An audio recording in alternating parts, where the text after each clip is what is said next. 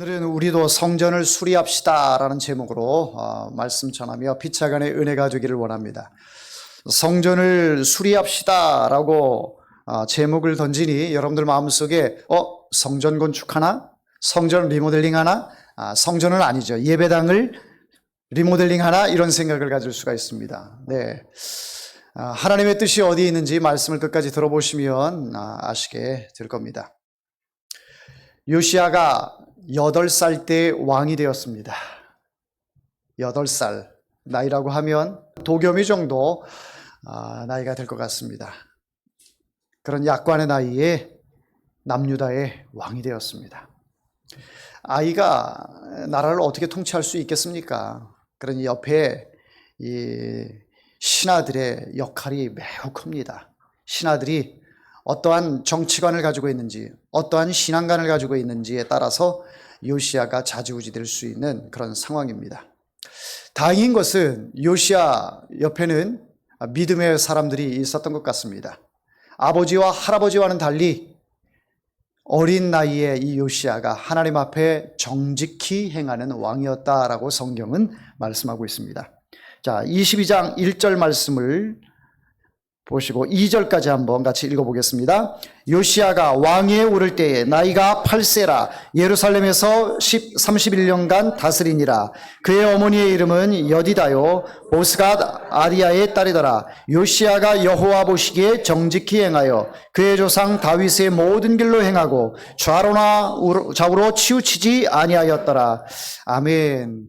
물론 8살 때의 왕으로서 정직히 행한 것 가지고 요시야를 평가한 것은 아닐 것입니다.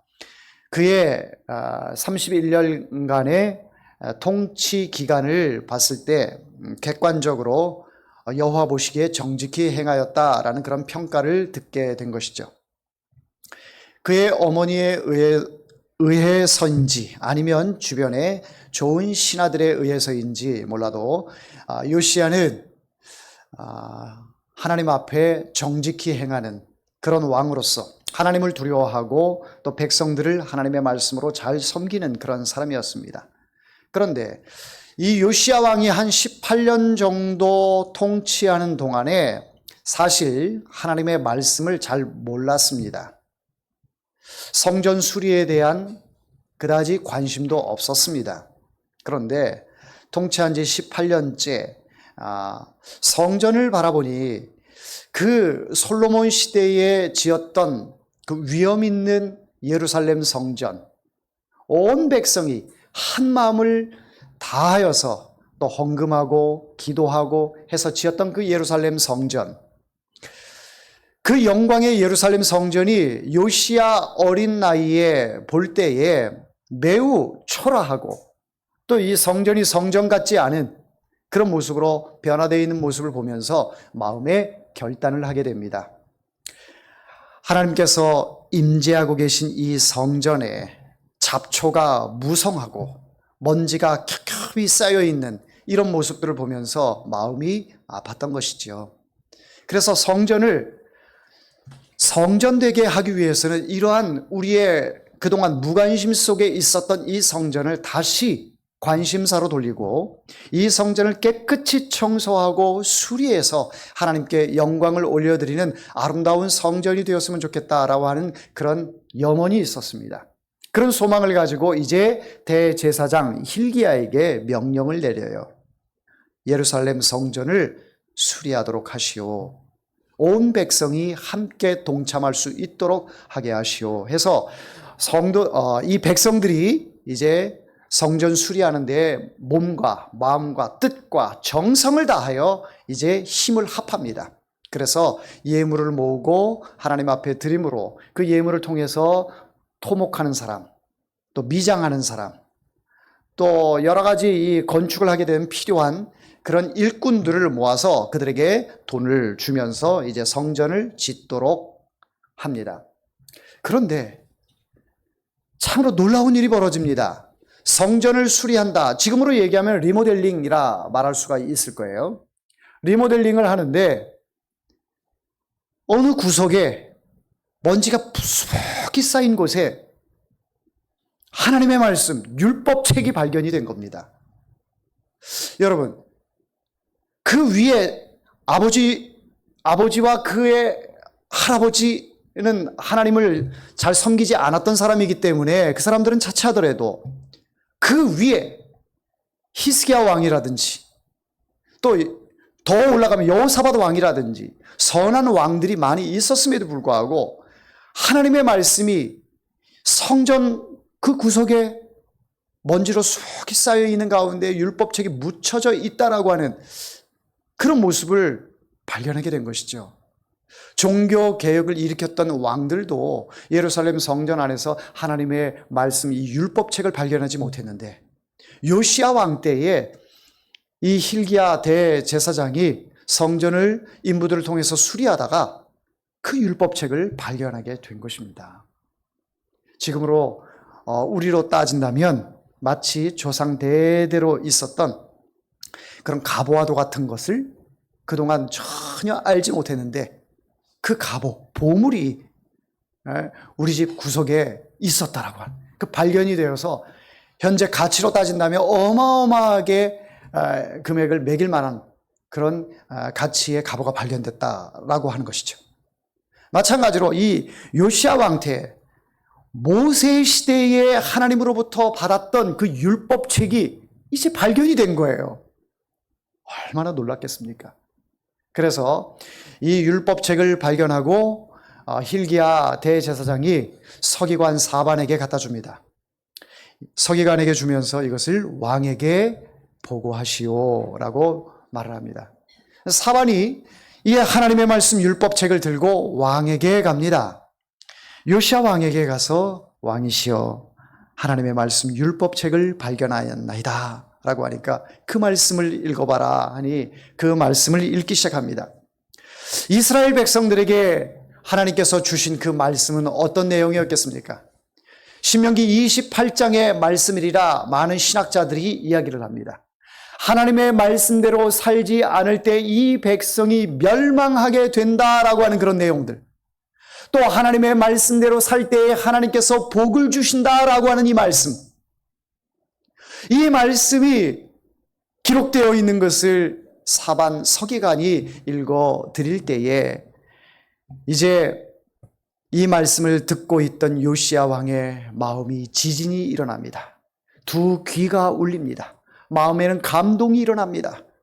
하나님의 말씀이 이만히 숙연해지기 시작하고 이제 마음속에 어떤 현상이 일어나는데 그 현상이 무엇이냐? 바로 회개의 역사가 나타나게 됩니다.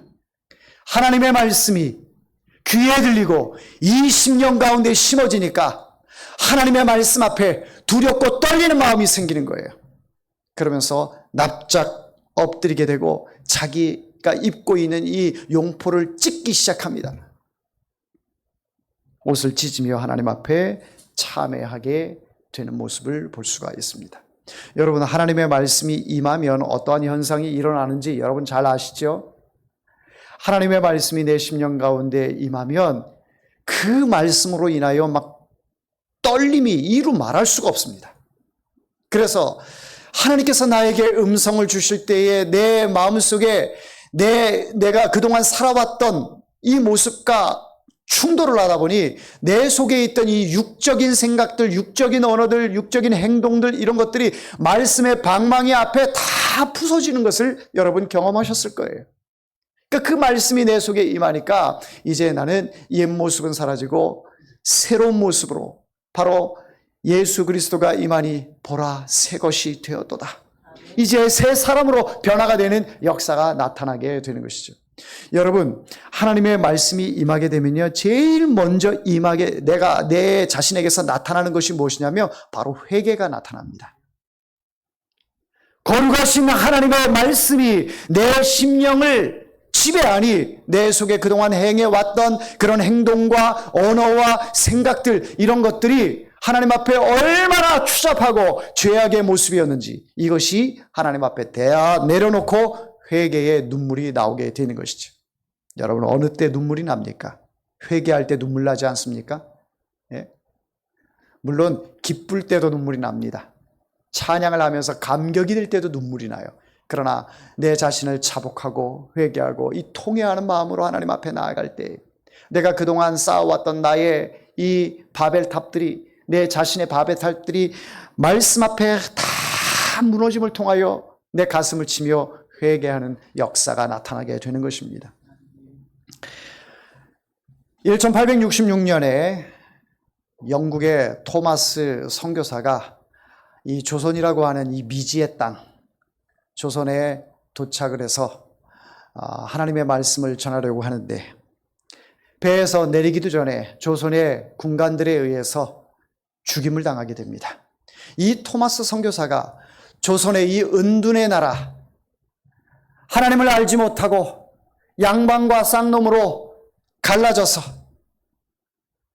이런 미개의 나라, 이런 나라에 복음을 들고, 예수 그리스도의 복음을 들고 왔는데, 조선의 나라에서는 복음을 받아들일 준비가 되어 있지 않았습니다.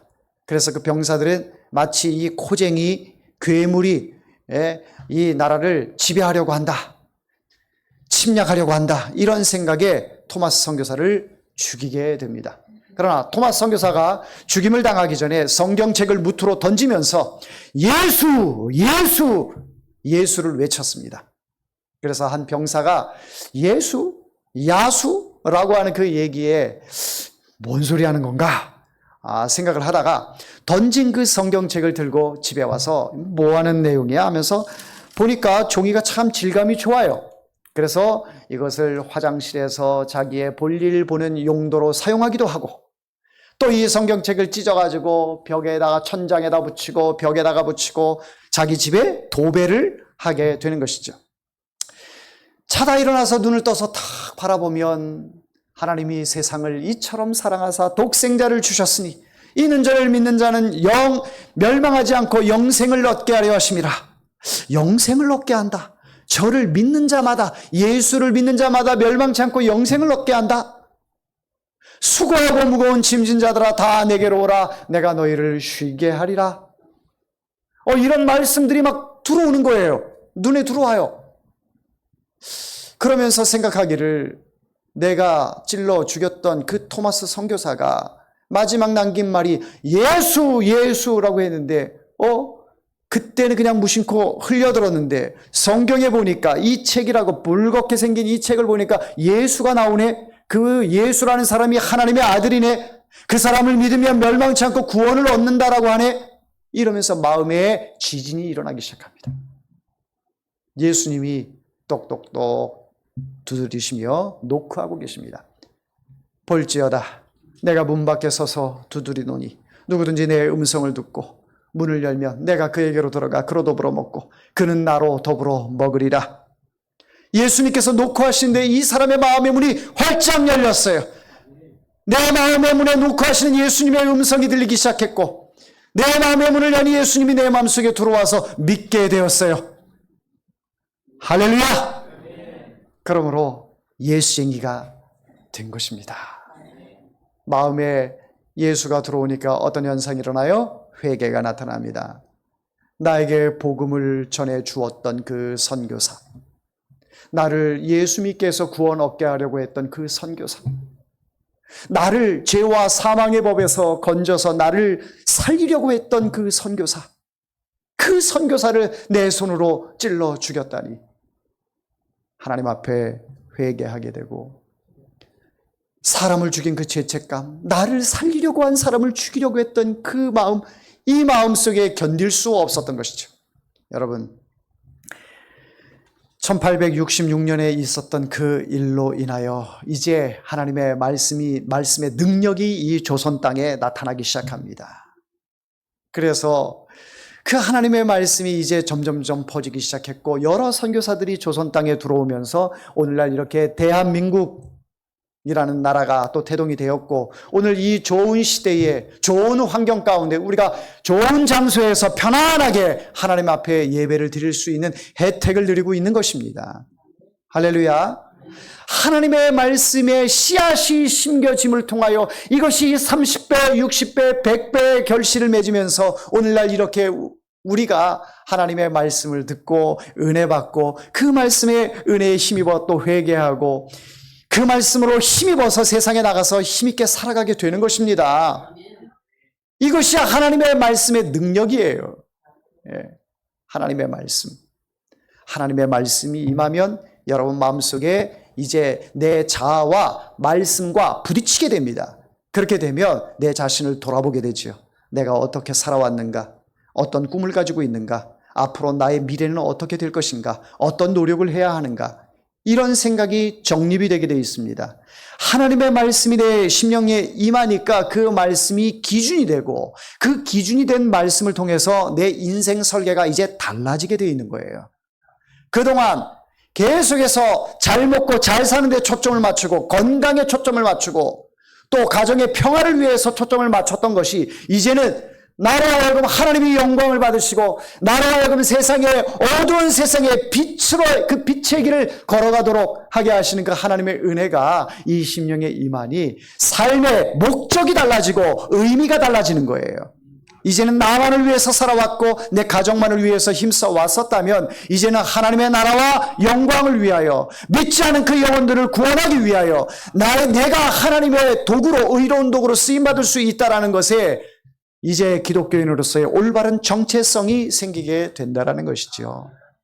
사랑하는 성도 여러분, 하나님의 말씀이 여러분 심령 가운데 이 시간 임하기를 원합니다. 그렇게 되면 내 자신이 하나님의 성전이라 성경은 말씀하고 있거든요. 우리가 지금 이 건물이라고 하는 곳에서 예배를 드리고 있지만은 이 건물 자체가 교회가 아니에요. 이 건물 자체가 성전이 아닙니다. 성전은 예수 그리스도가 임재한 그곳이 성전이에요. 그래서 여러분들 마음속에 예수님이 지금 들어와 계셨고 내 왕자의 자리에 내가 주인이 아니라 주님이 주인이 되어주신다면 그곳이 성전인 것입니다. 그래서 우리도 성전을 수리해야 돼요. 나라고 하는 이 사람이 하나님께서 내가 무엇이간데 나를 성전으로 삼아주시고 예수님이 편히 쉴 수 있고 예수님의 말씀이 내 귀에서 계속 내 삶을 주장해 나갈 수 있도록 하게 하시는 내가 무엇이간데 주님께서 찾아와 주셔서 나를 성전으로 삼아주시는가? 그런데 내 삶을 돌아보니 성전의 모습이 아니라 먼지가 수북히 쌓여 있고 잡초가 무성하게 있는 그 모습을 바라보면서 내 자신이 어찌 하나님 앞에 성전이라 이렇게 고백할 수 있고 또 다른 사람에게 내가 성전이라 말할 수 있겠습니까? 예수님은 저와 여러분을 성전으로 삼아 주셨습니다. 성전은 성전다워야 됩니다. 성전이라고 하는 것은 하나님의 임재가 임한 곳이 성전이에요. 그래서 이스라엘 백성들이 성소와 지성소로 구분을 하고 지성소 안에 하나님의 말씀 법궤를 모셔다 두고 그 법궤 안에 하나님이 임재하셨다 그 믿음을 가지고 살았어요.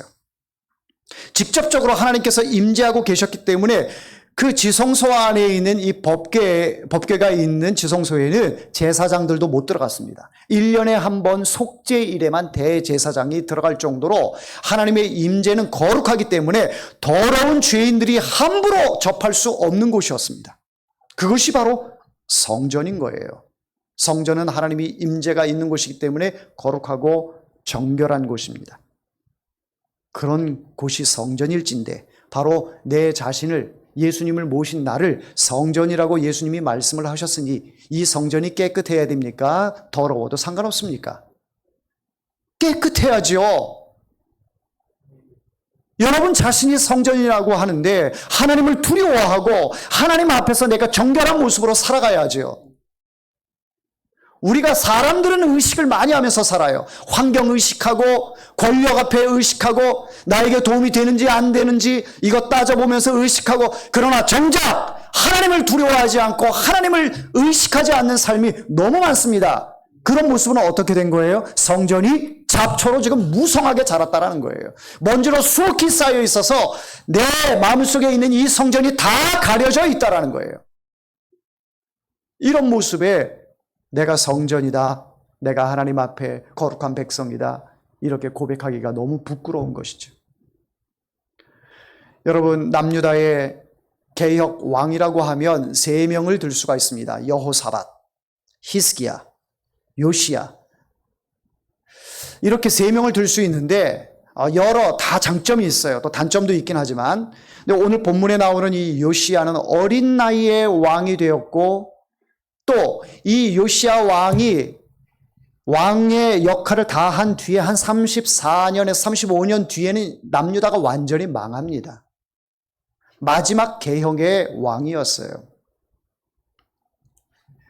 이렇게 개혁의 왕이었고 하나님의 말씀을 정말 두려워하면서 하나님의 말씀이 임하기를 원했던 이 요시야 왕. 여러 선한 왕들 가운데서도 특히 이 요시야 왕은 하나님 말씀을 사모했던 왕이에요. 그저 내가 어떤 개혁을 일으키겠다. 산당을 제하겠다. 우상을 타파하겠다. 외세를 의지하지 않고 여호와 하나님만을 의지하겠다. 다른 왕들도 그런 슬로건을 내걸었었습니다. 그러나 히스기야 왕은 하나님 말씀 앞에 자기 자신이 얼마나 죄인인지, 우리 조상들이 행했던 것이 얼마나 하나님 앞에 큰 죄악인지 그것을 깨닫게 되었고 가슴을 찢게 되었고, 어떤 형식적으로 내가 무엇을 하겠다가 아니라 하나님 앞에 내 자신이 죄인임을 알게 되었고, 거기서부터 꼬꾸라지고 이제 내 마음의 왕자에 하나님을 모시니 정말 진정한 개혁의 왕이 요시야 왕이 아닌가, 저는 그렇게 생각을 합니다. 여러분, 하나님의 말씀이 임했을 때 요시야 왕은 자기의 옷을 찢으면서 이제 이 사반 서기관에게 명령을 합니다. 우리 13절 말씀을 같이 읽어보도록 하겠습니다. 너희는 가서 나와 백성과 온 유다를 위하여 이 발견한 책의 말씀에 대하여 여호와께 물으라. 우리 조상들이 이 책의 말씀을 듣지 아니하며 이 책에 우리를 위하여 기록된 모든 것을 행하지 아니하였으므로 여호와께서 우리에게 내리신 진노가 크도다. 아멘. 서기관 사반에게 명령해서 말을 하는데, 자 보십시오. 13절 그 초반에 보면 너희는 가서 나와 백성과 온 유다를 위하여 이 발견한 책의 말씀에 대하여. 자, 이 말씀이 누구의 말씀이라고요? 하나님의 말씀인데 누구에게 주신 말씀이에요? 나에게, 백성에게, 온 인류에게, 모든 사람에게 주신 말씀이다라는 거예요. 누구에게만 준 말씀이 아니라, 누구에게는 해당되지 않는 말씀이 아니라 저에게도 해당되는 말씀, 여러분에게도 해당되는 말씀. 하나님의 말씀은요, 사람들에게 주신 거예요. 지금 인구가 한 80억 명 정도 된다고 하는데 이 80억 명이라고 되는 모든 인류에게 주신 말씀이에요. 그런데 이 말씀을 우리가 듣고 행해야 되는데, 요시야 왕이 고백하기를 우리 조상들이 하나님의 말씀을 듣지도 않았다. 하나님의 말씀을 행하지도 않았다. 그러니까 조상 대대로 하나님의 말씀을 듣지도 않고 행하지도 않으니까 지금의 꼴이 어떻게 되는 거예요? 이제는 죽을 날짜만 기다리고 있는 그러한 상황이 되고 만 것입니다. 시한부 인생이 되고 만 거예요. 이제 곧 남유다는 바벨론에 의해서 완전히 멸망당하는 그런 신세가 되고 맙니다. 개혁 왕이라고 했던 히스기야 왕의 그 범죄로 말미암아 하나님께서 이 남유다의 멸망을 예고하셨죠. 그 멸망의 예고가 이제 점점 가까이 오고 있습니다. 이제 이 멸망은, 하나님의 진노는 하나님의 마음속에 결정이 내려졌어요. 결정이 내려졌어요. 요시야 왕이 개혁 왕으로서 하나님, 우리가 잘못했습니다. 다시 이 나라를 회복시켜 주옵소서. 이 고백을 해도 다시 돌이킬 수 없는 상황이 되고 말았습니다. 물론 하나님의 그 나라를 위해서는 하나님께서 남은 자들을 통해서 계속 역사는 하십니다.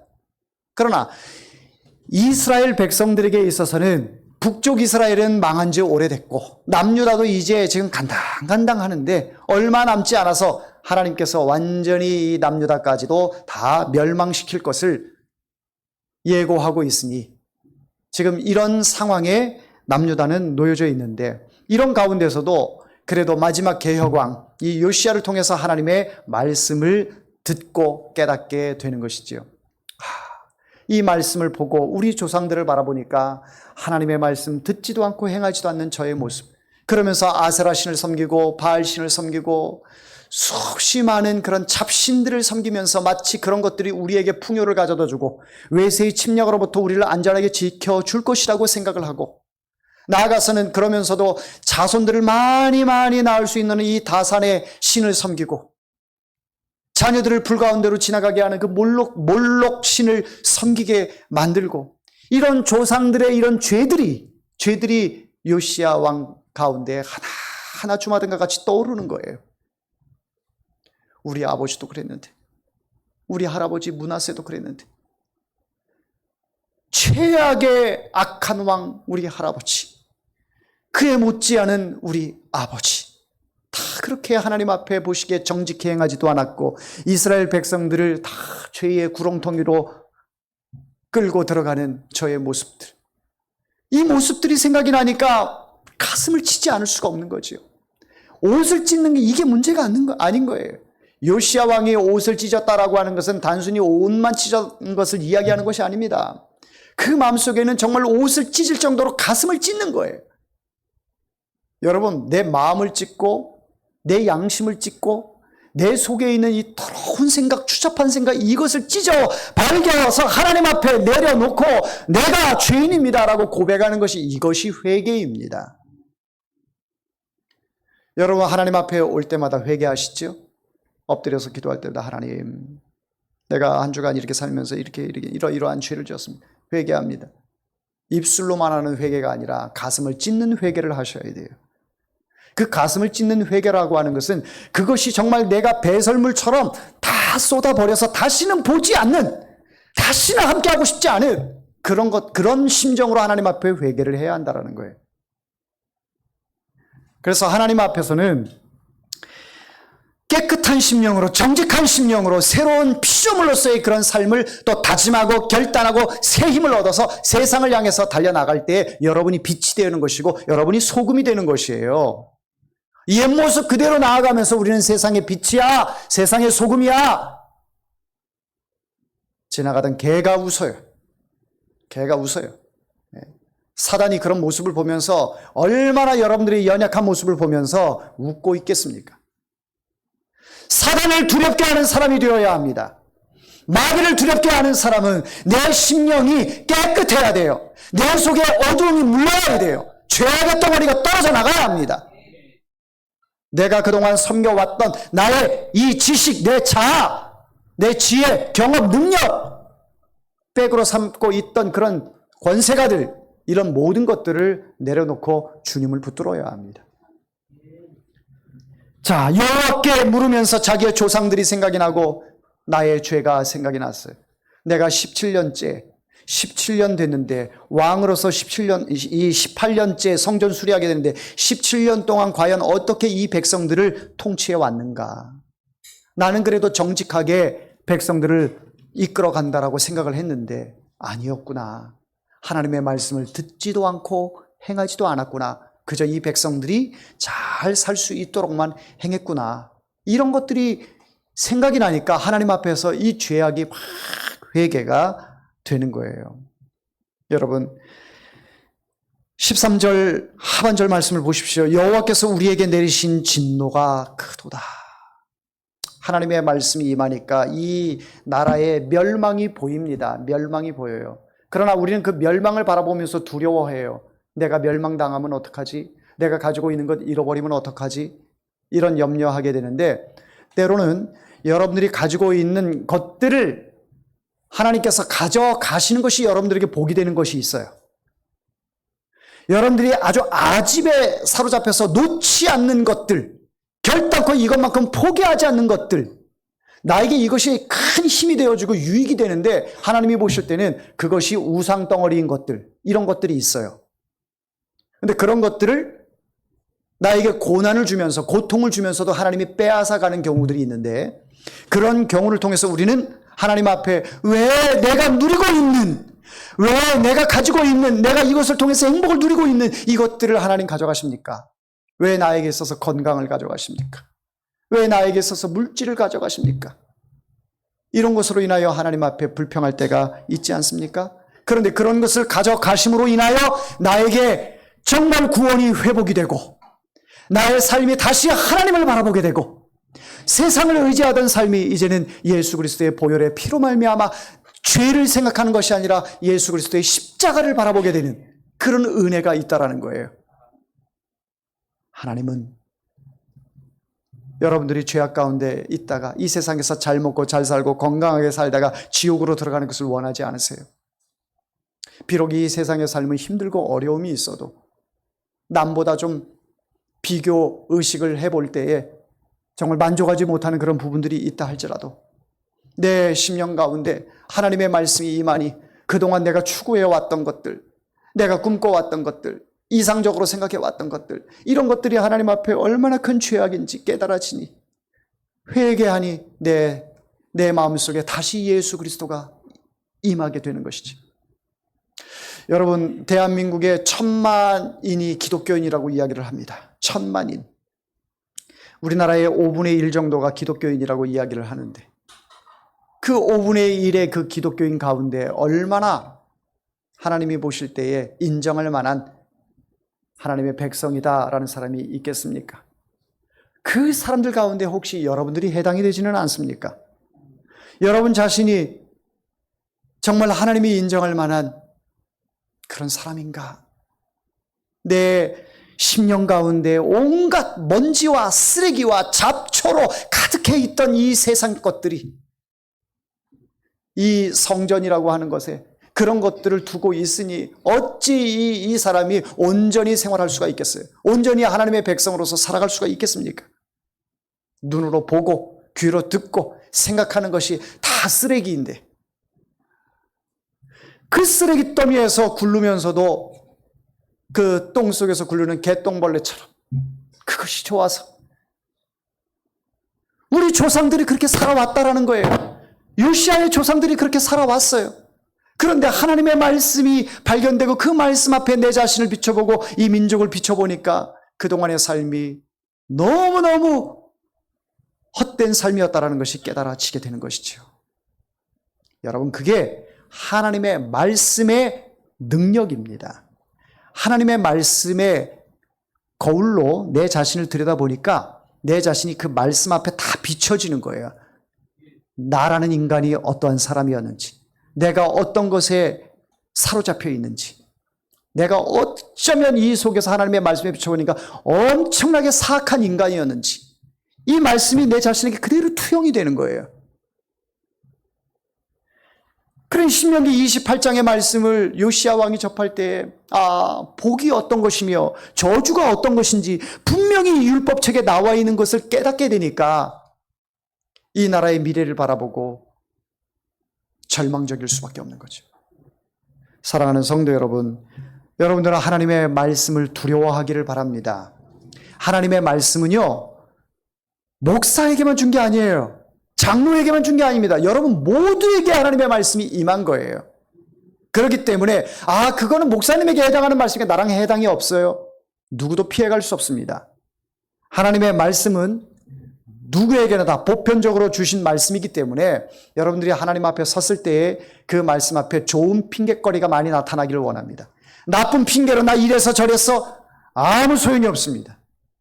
사랑하는 성도 여러분, 여러분 자신이 성전이라는 사실 꼭 기억하시고 우리도 성전을 수리합시다. 여러분 자신이 수리가 되기를 원합니다. 여러분 심령 가운데 있는 잡초들 다 뽑아내세요. 먼지 겹겹이 쌓여있는 먼지가 하도 쌓여 있어서 하나님의 말씀이 보이질 않아요. 그런 것들 다 이제 깨끗이 청소합시다. 그래서 이제는 주님을 내 마음속에 모시고 주님이 주시는 말씀으로 인하여 여러분들이 행복하게 사시고 또 은혜와 평강이 임하는 그런 복된 삶을 살아갈 수 있기를 주의 이름으로 축원합니다.